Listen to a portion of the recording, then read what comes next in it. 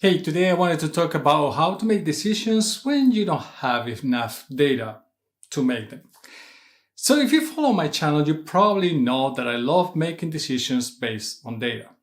And let's start with the basics. Why do you need data? Why companies in software or software products use or track the usage of their products? Of course, there may be other reasons, and I'm not going to go through all of those now. But one of the main reasons why you want to do this is that you want to understand if, when you are building a new feature or a new product, is this something that is giving value to your customers? Of course, you can use it also to see if the product is growing. You can see also if you are getting revenue, and I'm talking about other things and other use cases that I said that I wouldn't talk about. And there are some cases or some data that is being tracked that is not going to be very beneficial for the users, and it's just made for other reasons.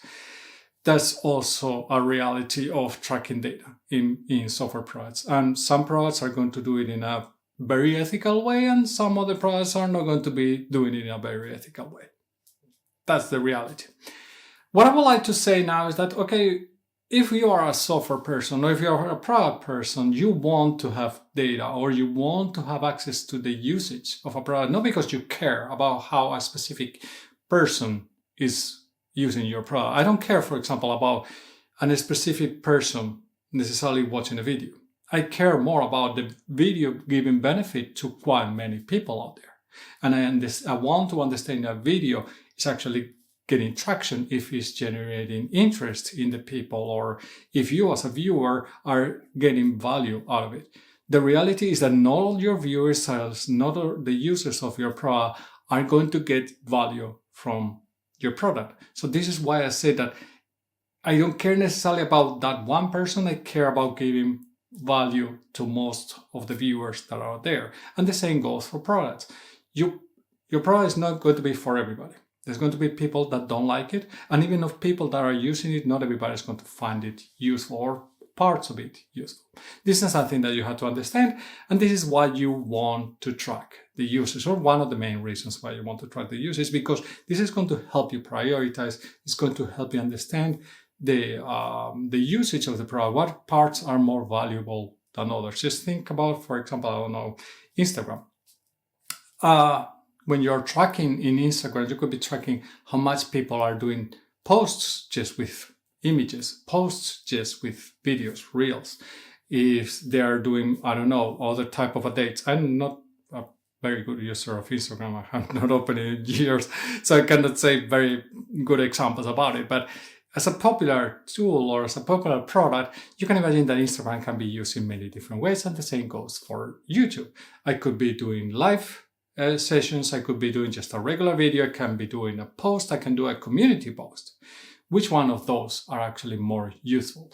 The same goes for other products. And this is something that is very important for you as a product person, product manager, to see this data and be able to make decisions on this data. And this is one of the parts why you track data, but you also use other type of data to make your decisions. So for example, you want to do a market research. I want to create a product. Let's say I want to create a product for software or senior product managers, not necessarily software product managers, who are looking to transition into a product director role. How many senior product managers are out there? How many principal product managers are out there? This can help me understand my total addressable market. Then I can understand that, okay, how many of these ones speak English, which probably I will be creating my materials or my courses on. This is data that is going to help me make decisions. At some point, I'm not going to be able to have access to more data because there's not going to be so granular data. In this moment, you have to start making assumptions. And this is what happens usually with studies like TAM, SAM, SOM, total addressable market, serviceable addressable market, and serviceable obtainable market. When you have this, when you're doing these studies of the size of your market, at some point you are going to make assumptions. What you have to do when you are working with data is try to understand as much as possible those profiles of those personas that you are going to be serving. The better you are able to understand, for example, the people by interviewing them or working with them, but also the size of the market by accessing the data that is available, for example, in the internet, then you are going to have a much better understanding of what is going to be the potential of that market. You are not going to have the real answer. You will never have it. And there's always going to be some kind of assumption when you are using data.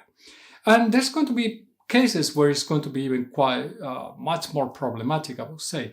There are products out there that are not tracking anything on their the usage of the products. Some of them they just can't for potentially legal reasons. Some of them they just can't because they are offline, those products. So I cannot see, for example, in a camera, if it's not connected to internet, I cannot see the usage of the camera. I cannot see which features are being used. I'm going to get that information then from not necessarily data that I get from the camera, but from interviewing and talking with customers. This is what I would say that you had to do when you don't have access to the data. Try to talk with the customers. Try to talk with several customers. Don't focus just on one customer, because one customer will be using your product in a totally different way as others. So for example, if Instagram comes and talk to me about Instagram, even if I have used it and I have an account in Instagram, they're going to get a very bad feedback from me because I'm not a typical user, I would say, of Instagram. Then you had to talk with different people so you have a little bit of an understanding of what is the way of using the product, what is the understanding of the value, where they see the more important things. And the same goes to the market research. You are not always going to get all the data that you need to make your decisions, but sometimes you can use some kind of a proxy data that is going to help you make those decisions. So if you don't find like a holistic study, for example, about all the product managers out there or all the senior product managers, I might find a study saying that, hey, there is in this world, 100,000 senior or principal product managers. I just threw a number out there. That might be really high. I had no idea. And then that study doesn't tell me then how that is broken down, for example, in different geographies or in different languages. What I could do is look for, hey, let's take a look if I find more information, for example, in how many product managers are globally, and if I could get that information broken down per country or per language. Because senior product managers are not too different from regular product managers, although some people are going to say that they're completely different. I could use that data somehow as a proxy of the distribution of that population of senior product managers across the world. The same goes for product leaders. If I'm looking for product directors or VPs of product or CPOs, probably I'm not going to have a very big study because there's not that many of those people taking those roles. But I can use again the proxy data that product managers, probably there's going to be a wider study given that there's probably going to be way more product managers than there's going to be CPOs or product directors. And in any case, whenever you're making decisions, I would not recommend to base your decisions only in data. I think that you still have to talk with customers, which is something that's very important. Why? Because customers are going to help you validate the data that you see. I must say that a certain feature is very used, for example, in my camera. Why? The zoom is very used, but I have no idea why. If I talk with customers, I might understand why is it used. I understand better, at least, why it's used.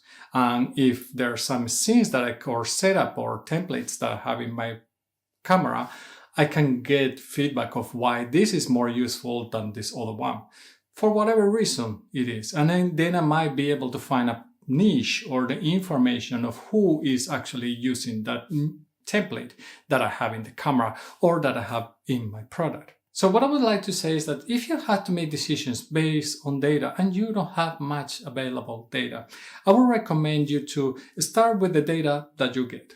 Whether it's usage in the product or whether it's a market research, whatever type of data is that you get. For example, some companies might get information about the number of downloads or the number of startups of their product, but then they don't see how the product is used. They don't see if a certain feature is more used than a certain other feature.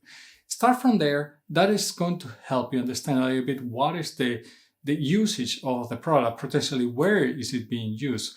Potentially even what are the different user personas that are using the product. That is going to help you as a starting point to get that, let's say, more general point of view. From there, you can start talking directly with customers. If you don't have more data, go talk with customers. Try to dig deeper, try to understand better how they are behaving, how they're using your product. The same goes if you're doing market research. You might not have information available, for example, about the roles of CPOs, but you might be participating in some online communities where there are CPOs out there. You could just create some kind of poll to ask them where are they located, how many years of experience they have, something that is going to help you validate or generate some kind of data to validate the assumptions or to create the hypothesis based on whatever development or studies for different opportunities that you might be doing, because you want to see, for example, if there is enough market share out there of product directors or product leadership people that I would like to tackle or target as my potential audience. And finally, you are going to have to make assumptions. Based on the data, based on the interviews, there's not going to be always a certainty. No matter what we are talking nowadays about AI works with a ton of data potentially, still is making assumptions. I'm pretty sure about that. Of course, they're probably going to be working with way more data than what you're having to do, especially when you don't have much data to make decisions.